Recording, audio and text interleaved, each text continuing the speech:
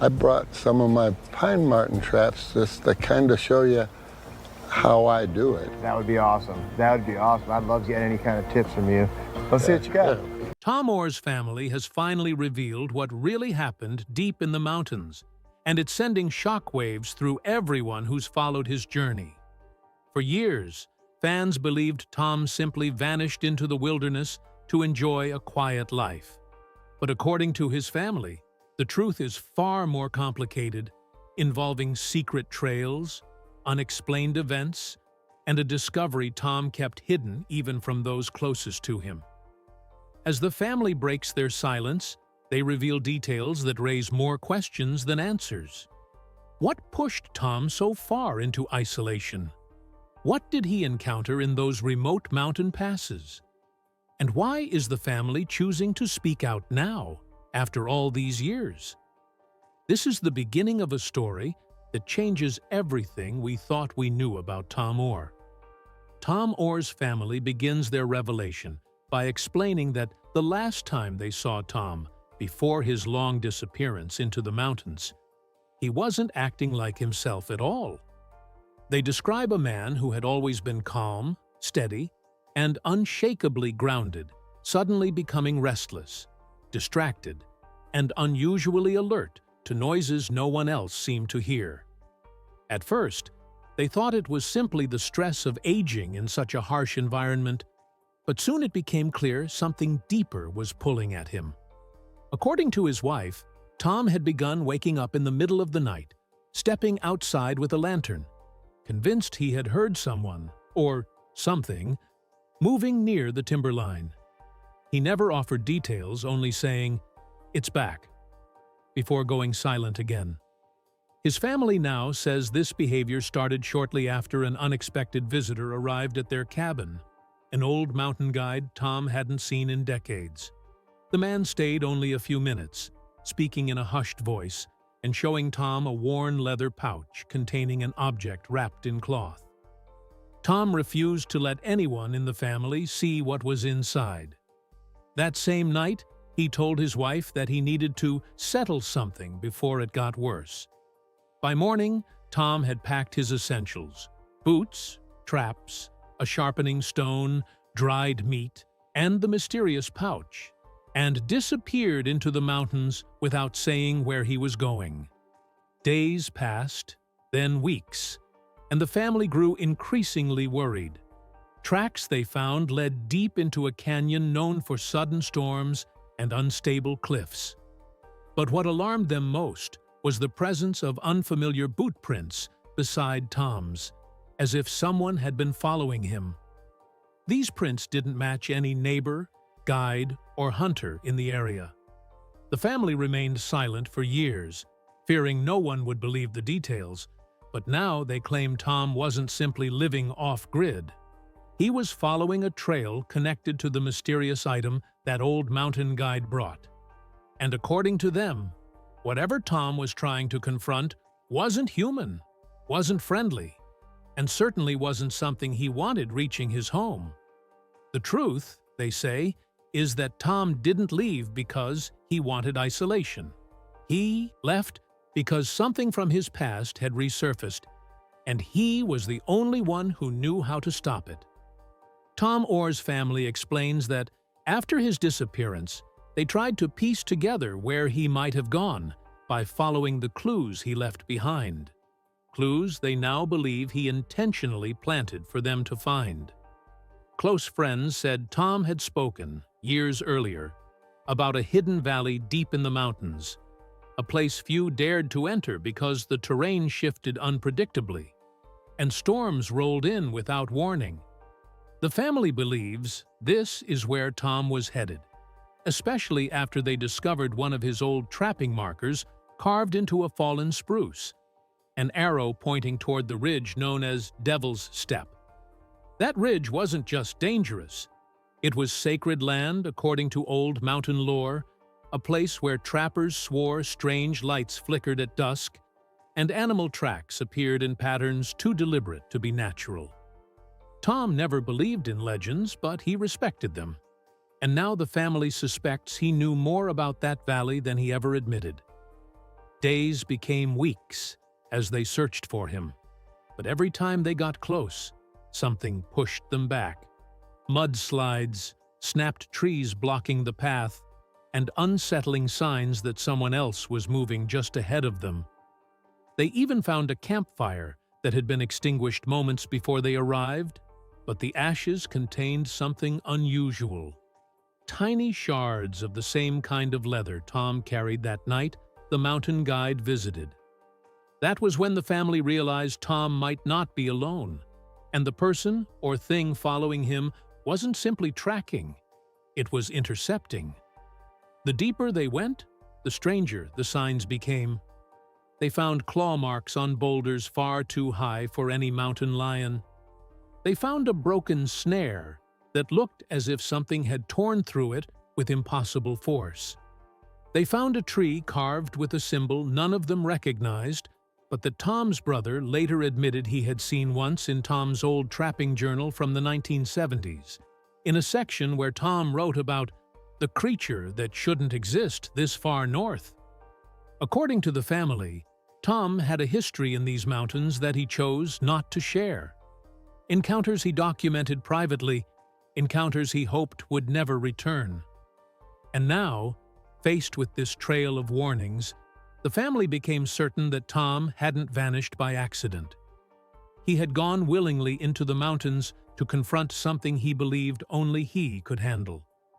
The worst part, they say, is what they discovered next. A torn page from Tom's journal wedged under a stone, written in his rushed handwriting. It contained only one sentence: "If you find this, turn back." Instead, they pressed on, unaware that what they were about to uncover would explain everything Tom tried to hide for decades. As the family pushed deeper into the mountains, the terrain began to change in ways that didn't make sense. Trails Tom had used for decades were gone, washed out, or collapsed as if something massive had moved through recently. The forest grew unnaturally silent. Even the birds, usually loud in that region, had vanished. Tom's wife recalled that he once said the mountains warn you before they show you what's coming. And now she finally understood what he meant. They eventually reached a narrow gorge with a single line of footprints leading through it. Tom's boots, unmistakable. But alongside them was something far more disturbing. Imprints, wide and deep, like something walked upright, but weighed more than a full-grown bear. The family couldn't identify the tracks, but they all agreed on one thing. They weren't human, and whatever left them had been walking beside Tom, not behind him. Reaching the end of the gorge, they found the remains of Tom's temporary camp. The fire pit had been scattered, his knife was stuck in a tree as if thrown, and the leather pouch, the same one given to him by the old mountain guide, lay torn open. Inside was a stone, smooth and carved with the same symbol they had seen earlier. Tom had etched drawings around it, rough sketches showing a tall shape with long limbs and hollow eyes, a creature he labeled only as the Watcher. They had heard him mention this once, years ago, when he joked about something that doesn't blink living higher than any of us. At the time, they thought it was just mountain folklore Tom used to entertain friends. Now it was clear he wasn't joking. Deeper in the site, they found more of Tom's writing, scratched with a piece of charcoal onto birch bark. His message was frantic. It followed the guide. It wants what he brought. It knows I know the way. I have to lead it out before it learns the path home. That was the moment the family realized Tom wasn't being hunted. He was leading this creature away, drawing it deeper into the mountains so it wouldn't find its way back to civilization. But what they found next was even more unsettling. There were drag marks leading away from the camp, as if Tom had been pulled or had pulled something heavy with him. The tracks were erratic, showing signs of a struggle: broken branches, splintered bark, and strange markings carved high above human reach. Tom wasn't running anymore. He was fighting. And the direction of the tracks suggested he wasn't trying to escape.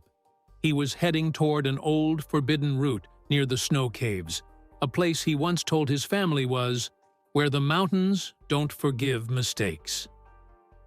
Whatever Tom went to face, whatever watcher he believed needed to be stopped, he was leading it straight into the most dangerous part of the wilderness. And the family had no choice but to follow, unaware that what awaited them beyond the next ridge would reveal the darkest part of Tom Oar's mountain legend. Reaching the upper ridge near the snow caves, Tom's family realized why he had always warned people away from this part of the mountains. The landscape shifted into a jagged maze of ice, rock, and narrow crevices that seemed to breathe with the wind. Even seasoned trappers avoided the place because the ground could collapse without warning, swallowing a person whole. Yet Tom's tracks led straight through the center of it all, steady and deliberate. The strange footprints they had been following continued beside his, but now they appeared more frequent, as if the creature was circling him, studying him, learning his movements. The family pressed forward until they discovered something that froze them in their tracks. A large portion of the ice wall had been shattered inward, not outward, suggesting something enormous had forced its way into the cave system. Right at the entrance lay one of Tom's traps, but not the kind he used for animals. This was a heavy, reinforced steel snare he had designed back in his younger days to immobilize predators during emergency rescues. It had been torn apart like it was made of twigs. The steel was bent, twisted, and shredded in a way no natural creature could accomplish. Inside the cave, they found more evidence of a violent encounter: deep gouges in the ice, splattered charcoal from burned torches, and torn fabric from Tom's coat frozen into the wall. But the most chilling sign was a set of handprints on the ice, Tom's, pressed there as if he had steadied himself after a blow. Next to those handprints were massive claw marks, parallel and perfectly spaced. Whatever Tom was confronting had gotten close. Too close. They pushed deeper, following the faint glow of a dying fire Tom must have set hours before. Around it were scattered notes burned at the edges as if he had tried to destroy them in a hurry. Only fragments were readable. The guide tried, couldn't contain it. The stone marks the boundary. It seeks warmth, light, breath. I will take it where the old paths end. From these pieces, the family realized Tom wasn't just trying to trap the creature. He was trying to lure it to a specific place. But why? And what was the significance of the carved stone? Deeper inside, they finally found something intact. Tom's pack, buried under fallen ice. Inside was a map hand-drawn by Tom decades ago. It showed a hidden path leading to a hollow deep below the glacier. A cavern he had labeled the Still Place, a name none of the family had ever heard before. On the back of the map was a single line in Tom's handwriting: "If it reaches this place, it stops." Suddenly, everything clicked. Tom wasn't trying to escape the creature. He was leading it somewhere designed to contain it forever. The family knew there was only one path left, straight down into the frozen labyrinth. They had no idea if Tom was alive, injured, or something worse, but they had come too far to turn back. And as they followed the map toward the cavern, the walls around them began to tremble, as if something powerful was moving just ahead. The deeper Tom's family descended into the glacier, the more they realized they were walking into a place almost no one had ever seen. The walls glowed faintly blue, lit by veins of trapped air and ancient ice. The temperature plunged, yet the ground trembled with a warmth that didn't belong in a frozen cavern. That was their first sign that the creature Tom called the Watcher was close. The narrow tunnels eventually opened into a massive chamber, half ice and half stone, with a ceiling so high their lantern light couldn't touch it. In the center were two sets of tracks, Tom's boots and the creature's long, heavy strides, circling each other in wide arcs. It wasn't a chase anymore, it was a standoff. They found more of Tom's tools scattered around the chamber, a broken torch, torn scraps of his coat, and a coil of rope cut clean through. Whatever he was doing here, he wasn't running. He was preparing something. As they moved around the chamber, the family found strange carvings along the ice walls, symbols identical to the one carved into the stone the mountain guide delivered. Tom had traced them with soot from his torch, highlighting their shape. Near the largest carving lay another piece of birch bark with Tom's handwriting. It reacts to these marks. They weaken it. I need more time. That note confirmed their worst fear. Tom had been trying to hold the creature off long enough to pull it into the still place. The cavern he believed could trap it forever. But the signs of struggle grew more intense the farther they followed the tracks. Massive claw marks cut deep into the floor. Shattered ice chunks littered the ground as if something had slammed into them repeatedly. And then they found it, a blood trail. Small drops at first, then heavier smears along the floor. Tom's family feared the worst but kept moving until they reached a narrow passage carved by two forces, Tom's determination and the creature's violence. At the end of the passage, they discovered something that made every one of them stop in stunned silence. Tom's lantern, still burning. He had been here recently, minutes, maybe an hour before. Despite the chaos around them, he had somehow kept moving deeper, closer to the heart of the glacier. Beyond the lantern lay a steep descent leading into darkness. The air rushing up from below was strangely warm, pulsing like breath. Whatever waited down there was the reason Tom had risked everything. And now, with no way to turn back, his family prepared to enter the final cavern, the place where Tom believed the creature could be stopped for good. Descending into the final cavern, Tom's family felt the temperature shift again, this time not colder, but eerily warm, as if the heart of the glacier held a living pulse. Their lantern light flickered against jagged ice formations that resembled rib bones rising from the floor, creating the illusion that they were stepping into the belly of something ancient. At the bottom of the slope, they found another unmistakable sign that Tom had fought to control the creature's path. 3 of his old trapping stakes, driven deep into the ice in a triangular formation. At the center lay a small pile of charred wood and burnt herbs, remnants of a ritual fire Tom must have created to weaken the creature using the symbols carved into the stone. But the stakes were snapped, and the fire circle had been shattered, suggesting the creature had broken free before Tom finished whatever he intended. Following the cavern farther in, they heard it for the first time. Not the creature itself, but the echo of something dragging across ice, a heavy, rhythmic scraping that made the hairs on their necks rise. The sound faded quickly, yet it was enough to confirm they were no longer alone in the cavern. They pressed forward until they reached a cliff overlooking the chamber Tom called the Still Place. It was breathtaking, a massive hollow of glassy ice, perfectly circular, as if carved by centuries of wind. At the center stood Tom. He was alive but struggling, leaning heavily on his walking staff. The creature towered a short distance away, pacing in a slow arc. It looked nothing like any animal known in those mountains. Tall, thin, long-limbed, its movements unnervingly silent for something so large. Tom wasn't running from it. He was talking to it, voice low but steady, holding the carved stone in his hand and tracing symbols onto the ice at his feet. The family watched as the creature reacted, flinching, shrinking from the glowing marks Tom created with a burning branch.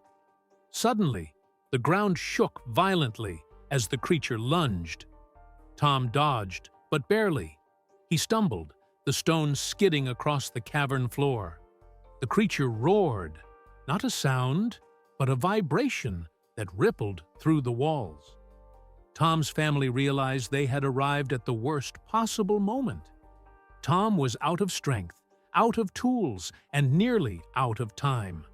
The only thing keeping the creature from escaping was the barrier Tom was trying to complete, a circular pattern of symbols that enclosed the entire chamber. But one side of the circle was unfinished, and the creature knew it. Tom's family didn't hesitate. The moment they saw the unfinished side of the circle, they knew exactly why Tom had been stalling the creature. He needed more time. Time he no longer had. Without speaking, they slid down the icy slope toward him, their lanterns swinging wildly as the creature snapped its head toward them. Tom shouted for them to stop, his voice trembling with fear they had never heard from him before. "Don't break the circle," he warned, but it was too late. The creature charged. It moved with an unnatural speed, its limbs bending and extending in ways that defied every rule of nature. Tom tried to intercept it, swinging his burning branch in a wide arc, but the creature batted him aside with the back of its elongated arm. Tom crashed into the ice wall, gasping but still conscious. The creature turned its attention to the family, its hollow, lightless eyes locking onto them. Then something unexpected happened. The symbols Tom had carved along the cavern walls began to flicker, responding to the presence of multiple people. The creature recoiled as if the combined heat of their breaths strengthened the carvings. Tom yelled for them to move to the far wall where he had left bags of charcoal and torches. They sprinted, sliding across the ice as the creature lunged again. It struck the ground so hard the cavern shook, sending ice shards raining from above. With shaking hands, Tom's wife grabbed a torch, lit it, and began tracing the remaining symbols exactly as Tom had taught her years ago. Symbols she thought were nothing more than decorative mountain folklore. Now she understood they were warnings, boundaries, tools meant for moments exactly like this. Tom's son rushed to his father, helping him stand. Tom leaned heavily on him but refused to rest. "Finish the circle," he said, forcing the words out. "It can't cross once it's sealed." The creature grew more frantic, sensing the trap closing. It hurled itself at the glowing lines, only to shriek silently as the symbols burned against its skin. Tom directed his family with quick, labored breaths, guiding them to each point along the cavern floor. Every symbol they completed pulsed with warm light. The air grew tense, as if the mountain itself was holding its breath. Finally, only one mark remained, the final glyph that closed the ancient boundary. Tom reached for the charcoal, hands trembling, but he wasn't strong enough. His wife knelt beside him, steadying his hand. Together they drew the last line. The chamber erupted in a blinding flash as the circle sealed. The creature froze mid-lunge, trapped inside a shimmering barrier of light and ice. Its form flickered, distorted, and slowly dissolved into the stillness of the cavern until nothing remained but silence. Tom collapsed, exhausted but alive. And for the first time since entering the mountains, his family understood the truth. Tom hadn't come here to survive. He had come here to protect everyone else. When the cavern finally fell silent, Tom's family rushed to his side. His breathing was shallow, his face pale, but his eyes were open and filled with something they had never seen before: relief, For years, he had carried the burden of a secret too strange for anyone to believe. A secret he had hoped would stay buried in the mountains forever. Now, with the creature sealed inside the ancient boundary, he could finally let go of the weight he'd been carrying. Tom explained, in a weak but steady voice, that the mountain guide who visited him had once encountered the creature decades earlier. They had trapped it temporarily using the carved stone, but the guide had sensed it stirring again as it began to thaw beneath shifting glaciers. He brought the stone to Tom because Tom knew the mountains better than anyone else. He knew the old paths, the hidden hollows, and the signs of danger that others overlooked. "It wasn't courage," Tom whispered. "It was responsibility. I knew where it had to be taken." His family listened in stunned silence as he described how the creature fed on warmth, light, and movement, how it survived by seeking heat, how it grew stronger the closer it came to human settlements. If it ever reached their cabin or the valley below, it wouldn't stop. Tom also revealed the real reason he had left without a word. He didn't want his family following him into danger, but he underestimated them. As he put it, "Your oars. You don't turn back." After resting for a moment, Tom tried to stand, but his legs buckled. His son lifted him gently, and together the family made their slow ascent back through the icy tunnels. Behind them, the sealed chamber continued to glow faintly, the ancient boundary holding strong. By the time they reached the surface, the first light of morning was breaking across the ridge. Fresh snow had fallen overnight, covering the tracks of their struggle as if the mountain itself wished to bury the truth once again. Back at the cabin, Tom finally allowed himself to rest.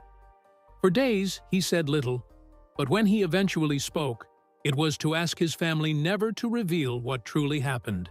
He didn't want the world to fear the mountains he loved. Yet now, years later, with Tom older and his strength fading, his family has chosen to tell the story he kept hidden. Not to frighten anyone, but to honor the man who risked everything to protect them. They say the boundary still holds deep beneath the ice. They also say Tom still wakes sometimes at night, listening carefully to the wind. Not out of fear, but to make sure the mountains remain quiet.